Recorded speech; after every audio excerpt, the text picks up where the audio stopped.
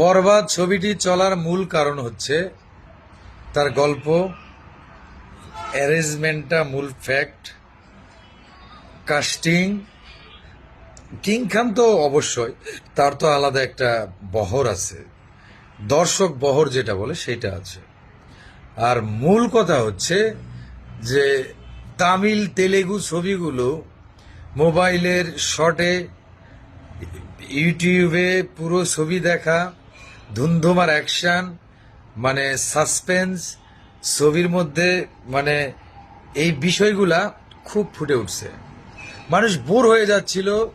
এই ঢিলে ঢালা নর্মাল কাঠবিড়ালি, তুমি আগে যাও আমি পিছে আসি, তারপরে হলো এইসব সব ছবিগুলো যখন হলো চলছিল তখন মানুষ বোর হয়ে গেছিল। তামিল তেলেগু ছবিগুলো হঠাৎ করে সেই ফ্লেভারটা পাইছে কই, এই ইয়েতে আমাদের সিনেমাতে।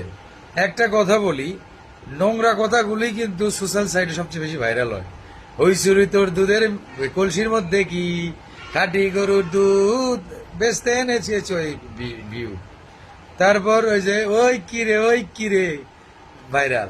তো ওই জিল্লু মাল দে, কি চাইছে মাল। আর সিকোন আলী যদি বলে ওই মাল দে, জিল্লুর আগে যদি আমি এটা কথা, এটা নিয়ে দুনিয়ার কথা হইতো। তো এই কথাগুলো খুব পাবলিককে আকর্ষিত করে, সেই জন্যই বরবাদ এত হিট।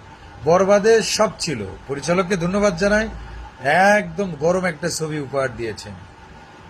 তা না হলে এই ছবিতে আবার কাস্টিং গুলো দেখেন, যিশুর কি এমন কাজ, ওর মুখে মুইত্যা না দিলে, দেখেন মুইত্যা দিছে দেখে আপনারা খাইছে, ওর মুখে মুইত্যা দিছে, এটা হলো ফ্যাক্ট। এখানে মুখটা ফ্যাক্ট হয়েছে, কি করছে মুইত্যা দিছে। আর কি করছে, জিল্লু মালদে শার্ট করে ড্রাগটা দিয়ে দিল, হিরো নিয়ে নিল। এতদিন তো শাকিব খানকে ভাবে দেখে নাই, এবার দেখলো, খেয়ে দিছে পুরা। এখনো বরবাদ ধুমাইয়া 100 কোটির ক্লাবে যাবে শিওর থাকেন।